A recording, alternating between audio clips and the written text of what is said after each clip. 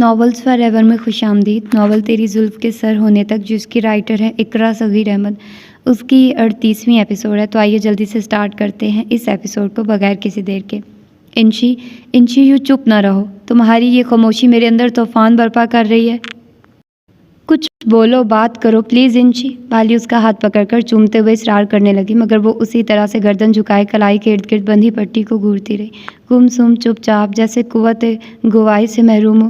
تم اللہ کا شکر ادا نہیں کرو گی؟ اللہ نے تمہاری حفاظت کی، تمہیں اس بھیڑیے کی گرفت میں ہوتے ہوئے محفوظ رکھا۔ وہ اس کا چہرہ ہاتھوں میں لے کر رقت آمیز لہجے میں بولی۔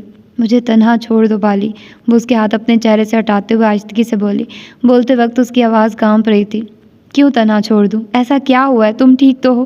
نوفل بھائی کہہ رہے تھے تم بالکل ٹھیک ہو۔ اس شیطان کی شیطانیت سے اللہ نے تمہیں بچا لیا ہے۔ نوفل بھائی کے بروقت پہنچنے سے وہ اپنے مقصد میں کامیاب نہ ہو سکا۔ بالی اس کے رویے سے وسوسوں کا شکار ہونے لگی تھی۔ سوال یہ نہیں ہے کہ میں اس کی گرفت میں جا کر بھی سیو رہی، سوال تو یہ ہے کہ میں اس کی گرفت میں گئی ہی کیوں؟ چند لمحوں کے لیے صحیح اس نے میرے ہاتھوں کو چھوا کیوں؟ میرے قریب آنے کی کوشش کیوں کی؟ آنسو اس کے گلابی رخساروں پر بہہ نکلے، ٹوٹے ہوئے اعتماد کی کرچیاں لہجے کو لہو لہان کر چکی تھی۔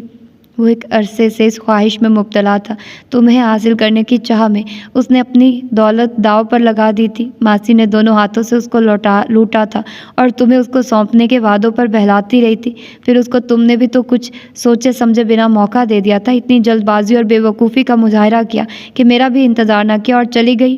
بالی نے پہلے اس کو دل بھر کر رونے دیا تاکہ دل کا غبار آنسوؤں کی صورت بہہ جائے جس سے وہ گھٹن کا شکار ہو رہی تھی۔ پھر ایسا ہی ہوا تھا، خوب آنسو بہانے کے بعد وہ قدرے پرسکون ہو گئی تھی۔ آئی نو، اپنی اس بے وقوفی کا احساس مجھے بہت جلد ہو گیا تھا، مگر یہ احساس تو وقت گزرنے کے بعد ہوا تھا کہ میں نے اس پر اعتماد کیوں کیا۔ وہ کسی طرح بھی اعتبار کرنے کے لائق نہ تھا، اس نے بھی میری جذباتی کیفیت کا بڑی مکاری سے فائدہ اٹھایا تھا۔ قسمت نے یاوری نہ کی جو تم بھی اس وقت گھر پر نہیں تھی اور تمہارا سیل فون بھی آف تھا، اس نے کھوئے ہوئے انداز میں کہا۔ اس نے کہا نانی اس کے پاس ہے اور ان کی کیفیت بتائی اور کہا کہ اس نے ان کو بڑی تگ و دو کے بعد کرمنل سے چھڑایا جنہوں نے تاوان کے چکر میں ان کو کڈنیپ کیا تھا۔ میں ساتھ جا کر ان کو لے آؤں۔ اس وقت دل نانی کے لیے مضطرب تھا، یہی بے چینی و بے کلی تھی کہ نانی مل جائے۔ پھر اس نے جو نانی کے ڈر و خوف کے مطابق بتایا تھا کہ وہ کسی سراج اور برکھا سے خوف زدہ ہے، اس سے میں مزید بے خوف ہو کر اس کے ساتھ چل دی تھی۔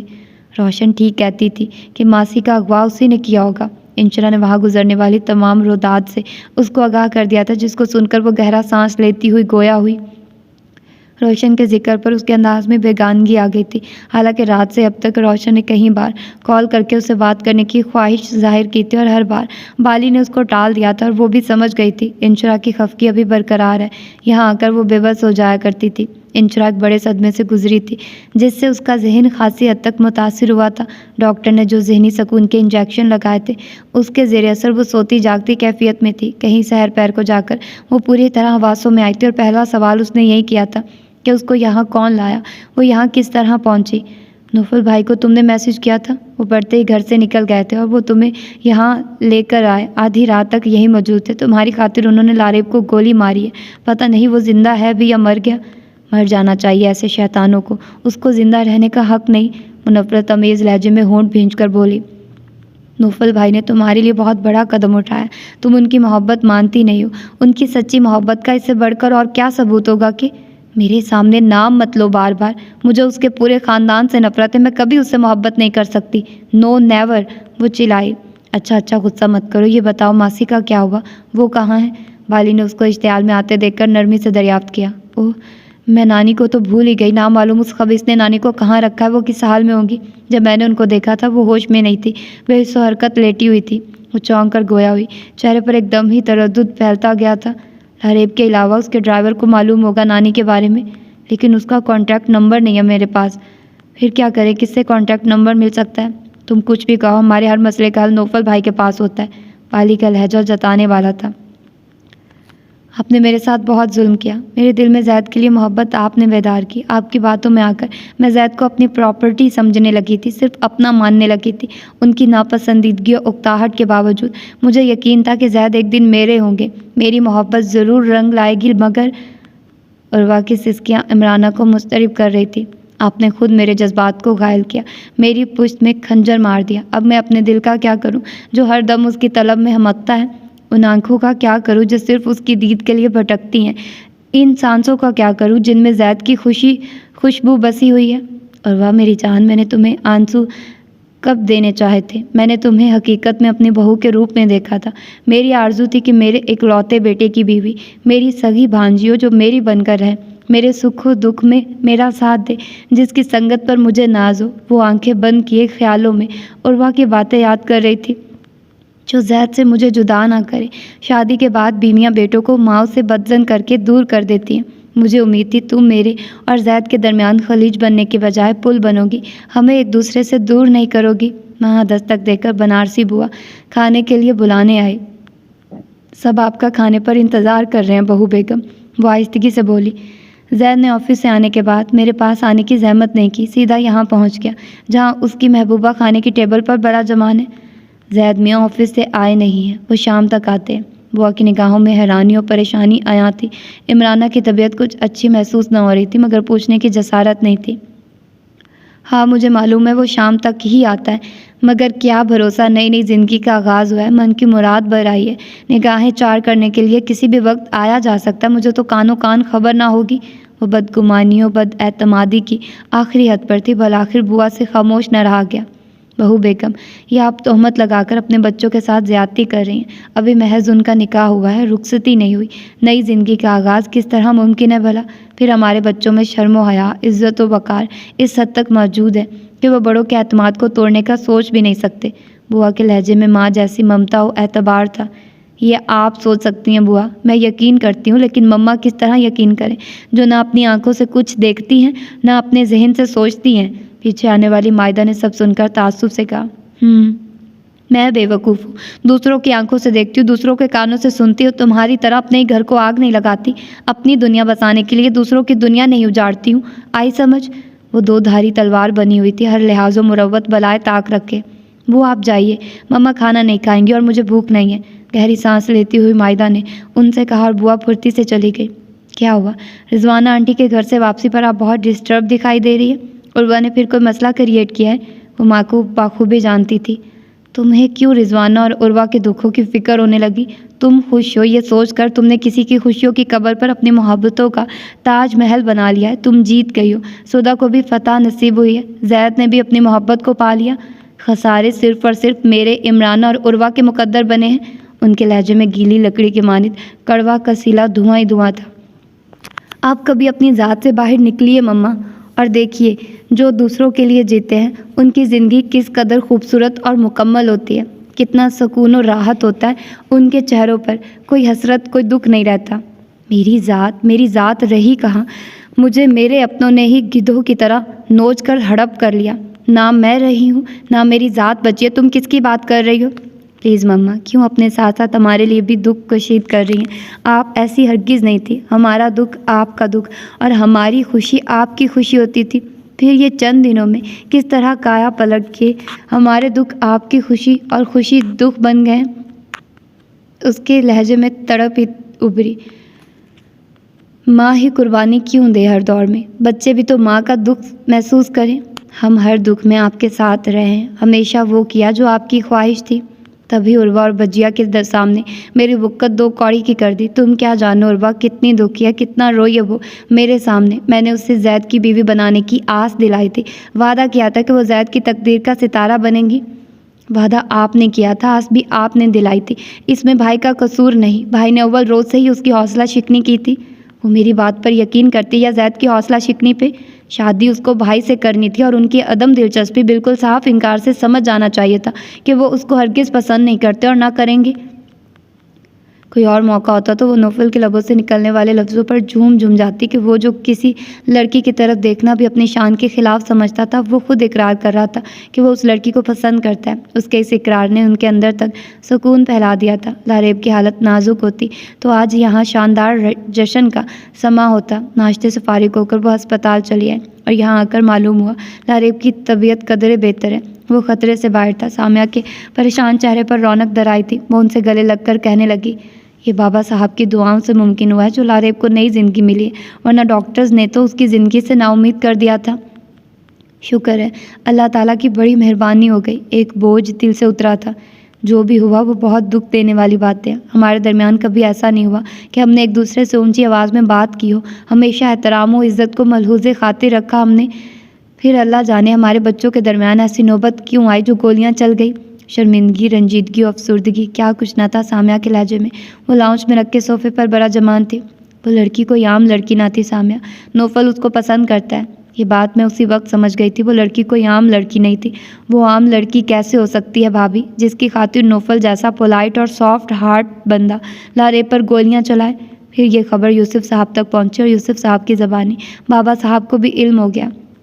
بہت اچھی بات ہے یوسف بیٹے، اللہ مبارک کرے تمہارے اور زرکا بیٹی کی آرزو بھر آئی ہے. نوفل نے بہترین فیصلہ کیا ہے. وہ لوگ گھر آ گئے تھے. کھانے کے بعد انہوں نے بابا صاحب کو آرام کی خاطر تنہا چھوڑ دیا تھا. وہ یوسف صاحب کی زبانی یہاں کی غمگین صورتحال کے پیش نظر پہلی فلائٹ سے کراچی آئے اور سیدھے اسپتال گئے تھے. بابا صاحب ایک اہم بات بھی ہے. زرکا بیگم چائے کا کپ ان کو تھماتی ہوئی سنجیدگی سے گویا ہوئی. اہم بات کیا ہے وہ اہم بات؟ یوسف صاحب چونک کر بولے. نوفل جس لڑکی کو پسند کرتا ہے، انشرا نام ہے اس کا، لیکن انشرا نوفل کو پسند نہیں کرتی. نوفل نے اس تلخ حقیقت کے بارے میں بتایا ہے. But why? ایسا کیوں ہے؟ کیا وہ لڑکی کہیں اور انٹرسٹڈ ہے؟ اس انکشاف پہ یوسف صاحب خاصے بجھ سے گئے. ایسا کچھ نہیں ہے. وہ لڑکی انگیجڈ ہے، نہ کہیں انوالو ہے. پھر ایسا کیا ہے جو وہ لڑکی نوفل کو اگنور کر رہی ہے؟ لڑکی تو صنف مخالف سمت کی معمولی سی وجاہت پر اپنا آپ قربان کر دیتی ہے. پھر ہمارا نوفل ویل مینرڈ ہے، ہزاروں میں نمایاں دکھائی دیتا ہے. کوئی لڑکی کس طرح نوفل کو ریجیکٹ کر سکتی ہے؟ پھر مجھے اس لڑکی کی بصارت پر شبہ ہے. آپ کی کیا رائے ہے بابا صاحب؟ وہ لڑکی کیوں نوفل کو ناپسند کرتی ہے؟ زرکا بیگم، جو نوفل کے منہ سے کسی لڑکی کو پسند کرنے کا سن کر پھولے نہ سمائی تھی. بیٹے کی پسند اور اس لڑکی کی ناپسندیدگی کی خبر ان کو شوق کر گئی تھی، اور تب سے ہی وہ اس دعا میں مشغول تھی کہ کوئی معجزہ رونما ہو جائے اور اس کی ناپسندیدگی انمٹ محبت میں بدل جائے. بیٹا، جس طرح پسند کرنے کے لیے کوئی وجہ ضروری ہوتی ہے، اسی طرح کسی کو ناپسند کرنے کے لیے کوئی نہ کوئی خاص وجہ ضرور ہوتی ہے. دلوں کے حال اللہ بہتر جانتا ہے. انہوں نے اپنے مشفق کو حلیم لہجے میں آہستہ سے جواب دیا. بابا صاحب، آپ دعا کریں وہ لڑکی میرے نوفل کا نصیب بن جائے. وہ اس سے اتنی محبت کرے، اتنی چاہت دے کہ وہ ماضی کے سارے غم بھول جائے. بڑی مشکلوں سے وہ زندگی کی طرف پلٹا ہے. ابھی تو چاہت کے رنگوں سے اس کی شناسائی بھی پورے طریقے سے نہیں ہوئی. زرکا بیگم کے لہجے میں تڑپ ایک اضطرابی اضطراری کیفیت تھی کہ اگر ان کے اختیار میں ہو تو وہ اس لڑکی کے دل میں نوفل کی چاہت کے پھول کھلا دے اور ان کو کبھی مرجھانے نہ دے. روشنی کی ایک کرن لمحہ بعد ہی اندھیرا بن گئی ہے. برخوردار ہیں کہاں؟ ہماری ان سے ملاقات ہی نہیں ہوئی. گھر میں ہی تھے، کچھ دیر قبل ہی باہر گئے ہیں. آپ کہیے تو کال کر کے بلاؤں میں ان کو؟ اچھا ہے آپ سے روبرو ابھی بات ہو جائے. ان کے اور لاریب کے درمیان جو دیوار حائل ہو گئی ہے اس کو گرانے میں آپ کی مدد کارگر ثابت ہو سکتی ہے. وہ یوسف صاحب کی جانب دیکھتے ہوئے اصل موضوع کی طرف آئی کہ کل سے اب تک سب کے ذہن میں یہی سوال گردش کر رہے تھے، یہی بات ٹینس کیے ہوئے ہے کہ جو ہوا ہے وہ بہتر نہیں ہوا. ہم بھائیوں کی کبھی آپس میں معمولی سی بھی اونچ نیچ نہیں ہوئی، اور ہمارے بچوں میں یہ نوبت آ گئی ہے کہ وہ ایک دوسرے کی عزت و جان کے در پہ ہو گئے ہیں. ایک وہی ایسی ہستی تھے جن سے وہ ہر بات بلا جھجک کر لیا کرتے تھے. بظاہر بے حد معمولی و سادہ دکھائی دینے والے معاملات اپنے اندر بہت سے معنوں گہرائی لیے ہوتے ہیں. اس اسرار کی گرہیں جب کھلتی ہیں پھر اصل میں معاملات کی حقیقت سے آگاہی حاصل ہوتی ہے. وہ اپنے مخصوص مدھم و شفیق لہجے میں گویا ہوئے. ابھی ہم اس معاملے کو نہیں چھیڑتے، وقت کے دھارے پہ چھوڑ دیتے ہیں. سدھا کیا کر رہی ہے بیٹی؟ صوفیہ اس کے پاس کمرے میں آئی. وارڈروب کی صفائی کر رہی تھی. آپ کو کوئی کام ہے تو بتائیے. وہ الماری بند کر کے ان کو دیکھ کر بولی. کام مکمل ہو گیا یا باقی ابھی؟ وہ بیڈ پر دراز ہو کر گویا ہوئی. جی مکمل ہو گیا. وہ ان کے قریب بیٹھ گئی. عمرانہ بھابھی 2 دن سے کمرے سے باہر نہیں آئی. اللہ جانے طبیعت خراب ہے یا دماغ. میں گئی تھی ان کی عیادت کو. حسب عادت وہ منہ پھولائے لیٹی رہی. بات تک کرنا گوارا نہ کیا.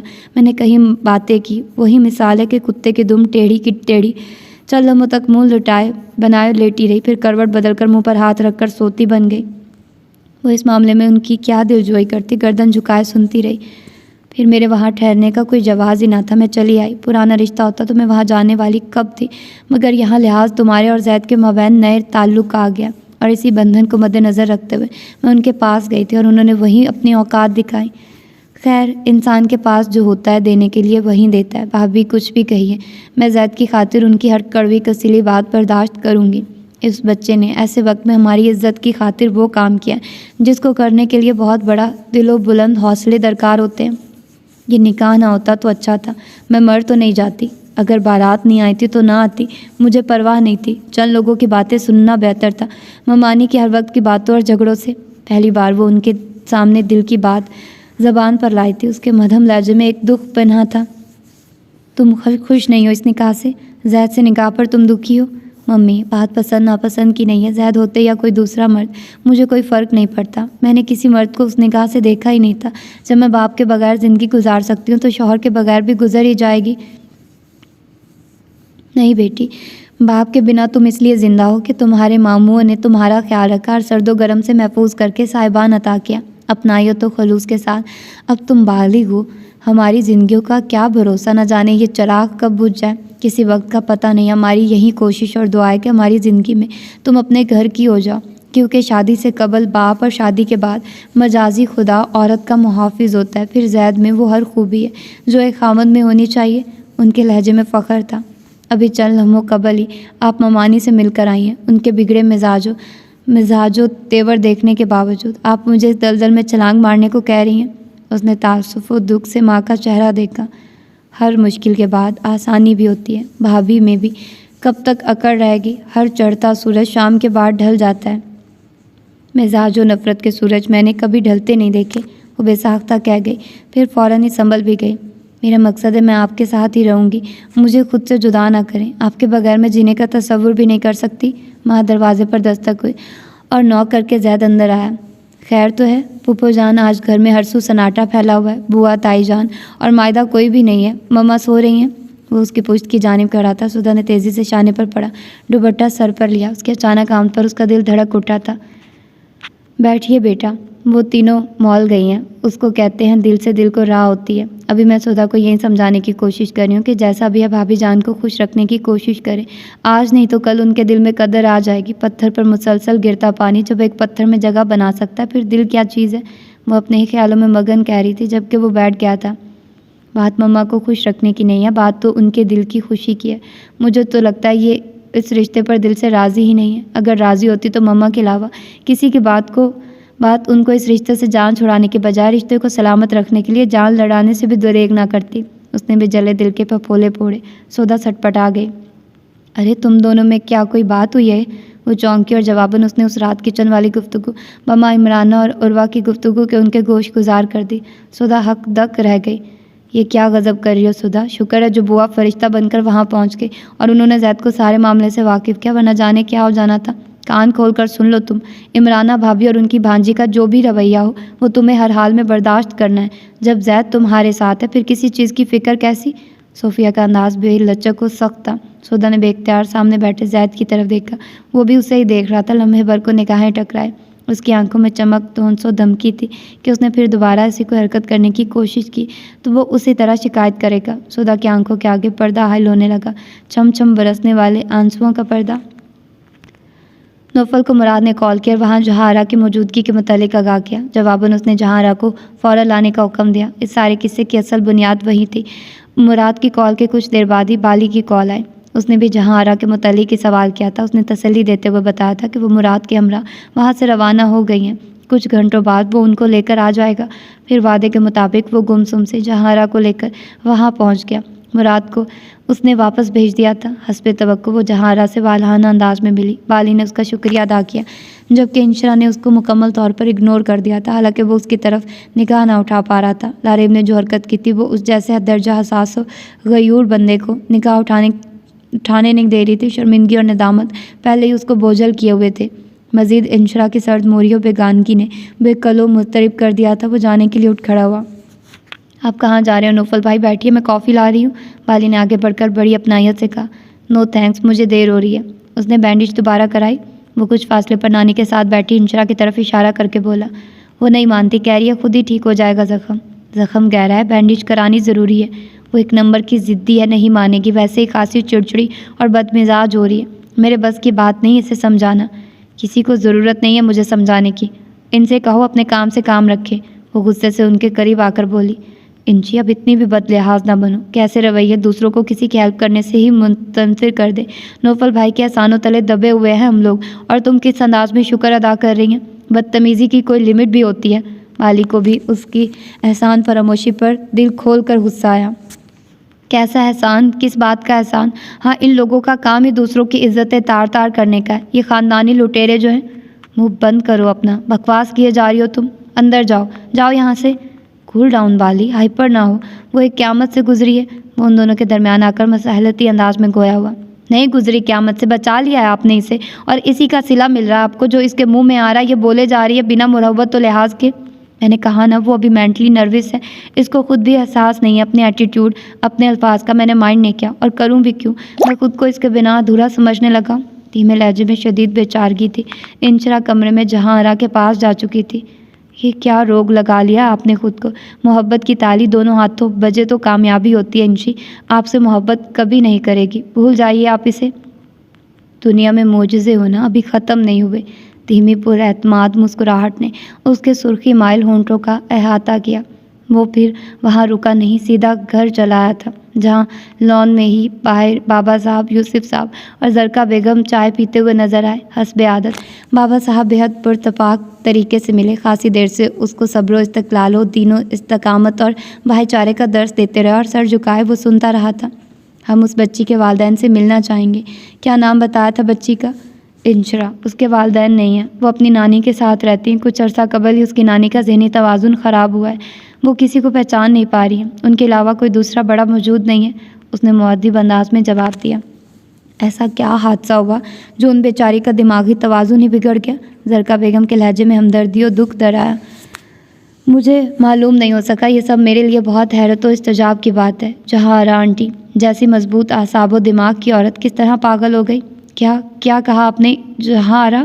چائے کا کپ ان کے ہاتھ سے گر گیا، خاصی دقت سے وہ جملے ادا کر پائے۔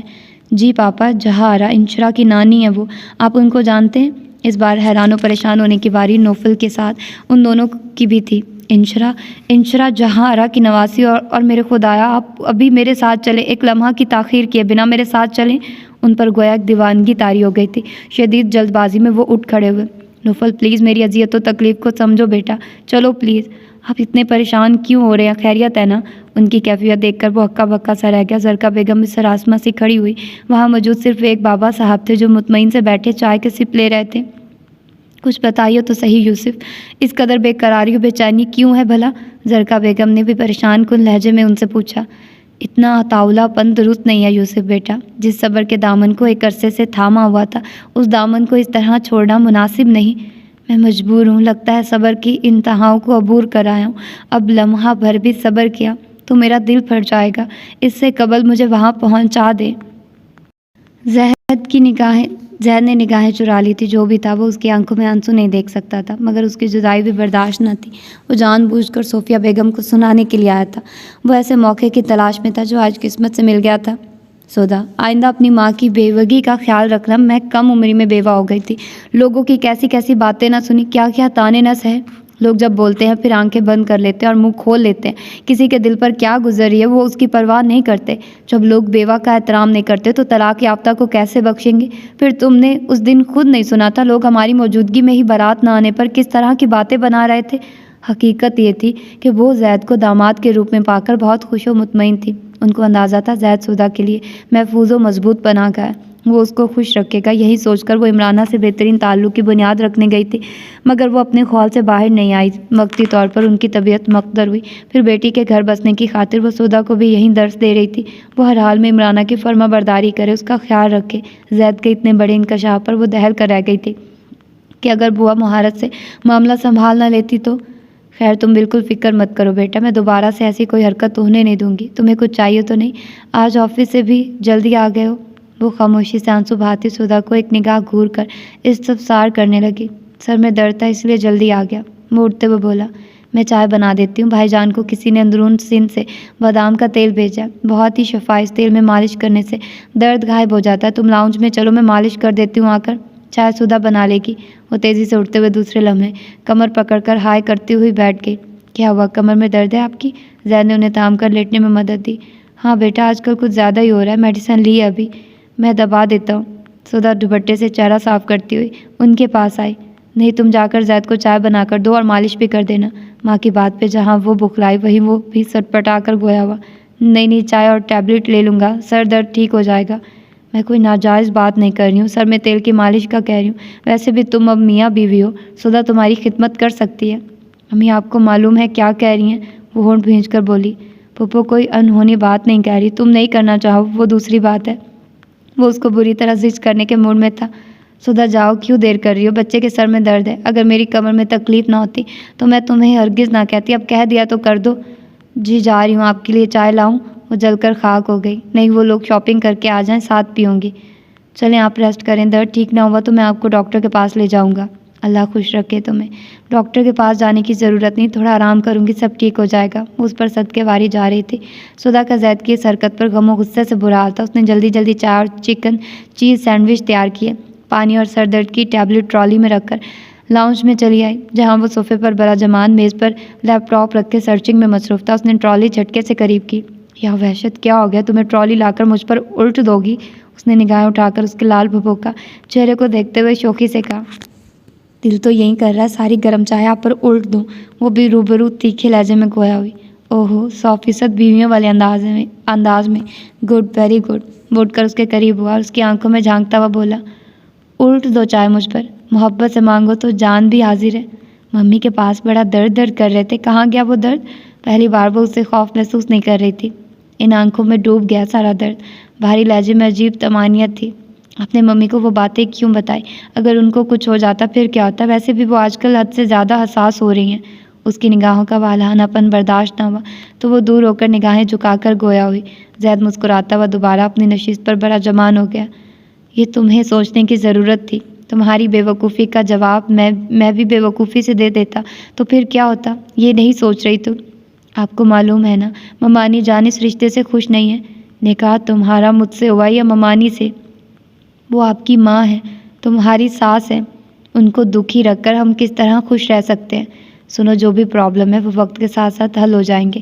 موسموں کی طرح مزاج و حالات بدل جاتے ہیں، ممی بھی بدل جائیں گی۔ تم صرف میرا ساتھ دینے کا وعدہ کرو، ہر مشکل پریشانی دکھ میرا ہوگا، تم پر آنچ بھی نہیں آنے دوں گا۔ بہت دعاؤں کے بعد پایا ہے تمہیں، تم کبھی مجھے چھوڑ کر جانے کی بات نہیں کرنا، کبھی خواب میں بھی ایسا نہ کرنا۔ زید نے اس کا ہاتھ پکڑ کر قریب بٹھانا چاہا۔ وہاں مال کی خاموشی اور سناٹے میں تالیوں کے ہمراہ آواز ابھری، ویل ڈن، ویل ڈن، بہت خوب۔ اس آواز پر سدھا کا دل اچھل کر گویا حلق میں آ جاتا ہے، مگر سامنے شاہ زیب کو دیکھ کر اس کے خوفزدہ چہرے پر شرم و حیا کی لالی پھیل گئی تھی۔ پلیز پلیز بھابھی کو ہاتھ پکڑ کر قریب بٹھائیے گا پلیز، وہ موبائل کیمرے سے فوٹو لیتا ہوا بولا۔ سدھا دور تھی، اس کی بات پر مزید دور ہو گئی۔ ارے بھابھی صاحبہ، اس نے آگے بڑھ کر سدھا کا ہاتھ پکڑا۔ کہاں بھاگ رہی ہیں آپ؟ میرے بھائی آپ کو کھا نہیں جائیں گے، آئی سویر میرے بھائی آدم خور ہرگز نہیں ہے جو آپ اتنی خوف زدہ ہو رہی ہیں۔ وہ اس کی بدحواسی اور سراسمگی سے حظ اٹھاتا ہوا مسکرا کر بولا، شاہ زیب جانے دو پلیز۔ اس کی نگاہوں میں خوف تھا، وہ بار بار سامنے دکھائی دینے والی سیڑھیوں کی طرف دیکھ رہی تھی جہاں سے کسی بھی لمحے عمرانہ بیگم آ سکتی تھی۔ زید اس کے خوف کو بخوبی سمجھتا ہوا گویا ہوا، حیرت ہے یار، آپ بھی اس طرح خوف زدہ ہو رہے ہیں جیسے کسی نامحرم لڑکی کے ساتھ موجود ہو۔ بھائی میرے، یہ آپ کی 100% اصلی زوجہ محترمہ ہے جن کو آپ نے باہوش و حواس باخوشی گواہوں کی موجودگی میں قبول کیا، پھر یہ گریز کس بات کا؟ شاہ زیب تمام مصلحت و احتیاط جبر سے ناآشنا کہہ رہا تھا۔ ابھی صرف مکان میرے نام ہوا ہے، قبضہ لینا باقی ہے، زید نے بھی خوشی بھرے لہجے میں کہا۔ جب مکان آپ کے نام ہو چکا ہے تو پھر قبضے میں ٹائم کیوں لگا رہے؟ میں کہتا ہوں آج اور ابھی حاصل کر لیجیے۔ وہ صدا کا منہ پھاڑتا، بکواس بند کرو، چائے لاؤں تمہارے لیے؟ صدا کو اس کے درمیان کھڑا رہنا دشوار لگ رہا تھا۔ اس نے جلدی سے پوچھا، میرے بھائی کے جذبات کو آپ بکواس کہہ رہی ہیں؟ کیوں زج کر رہے ہو یار، جانے دو، کنفیوزڈ ہے یہ۔ زید نے آگے بڑھ کر نرمی سے اس کا ہاتھ شاہ زیب سے چھڑا کر اسے جانے کا اشارہ کیا۔ صدا تیزی سے آگے بڑھ گئی۔ آئی ایم سوری بھائی، میں نے آ کر آپ لوگوں کو ڈسٹرب کر دیا۔ صدا کے جانے کے بعد شاہ زیب زید سے مخاطب ہوا۔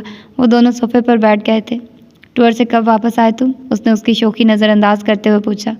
کل رات ہی آیا ہوں، آج آدھا دن سونے میں ہی گزرا، کل سے باہر نیند بھلا کہاں آتی ہے، گھر آتے ہی لمبی تان کر سو گیا تھا۔ ٹور کیسا رہا؟ کہیں کوئی پرابلم تو نہیں ہوئی؟ بڑے بھائی والی محبت و اپنائیت اس کے ہر انداز سے عیاں تھی۔ وہ اس کے ایسے روپ کا کب سے مطمئن تھا۔ وہ پوچھے گئے ہر سوال کا اعتماد اور خوشی سے جواب دیتا رہا۔ شاہزیب نے اس کے اندر بڑی طمانینت و خوشی محسوس کی تھی۔ وہ خاصا سرشار اور مطمئن دکھائی دے رہا تھا، اور اس کی وجہ سدھا کا ساتھ تھا۔ نکاح کے بعد اس کی اب ملاقات ہوئی تھی اور وہ مسرور ہو گیا کہ اس نے بھائی کی خوشیاں چھین کر غلط نہیں کیا تھا۔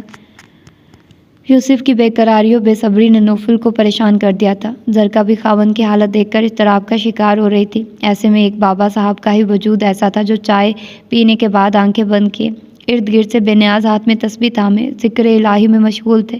انگوٹھے و شہادت کی انگلی کے درمیان سے گرتے ان سبز دانوں میں بڑی راحت و فسو تھا۔ آپ جہاں آرا کو کیسے جانتے ہیں پاپا؟ نوفل نے ان کے شانے پر ہاتھ رکھ کر پوچھا۔ یہ سوال مت کریں کہ میں جہاں آرا کو کیسے جانتا ہوں۔ آپ مجھے ابھی اور اسی وقت لے کر چلے اس عورت کے پاس، انہوں نے التجائی انداز میں کہا۔ آپ بات سمجھنے کی کوشش کریں، یہ کون سا طریقہ ہے کسی کے گھر جانے کا؟ بتائیے تو صحیح، آخر معاملہ کیا ہے؟ کیوں آپ ان خاتون سے ملنا چاہ رہے ہیں جبکہ آپ کو معلوم ہے ان کا ذہنی توازن بھی ٹھیک نہیں ہے؟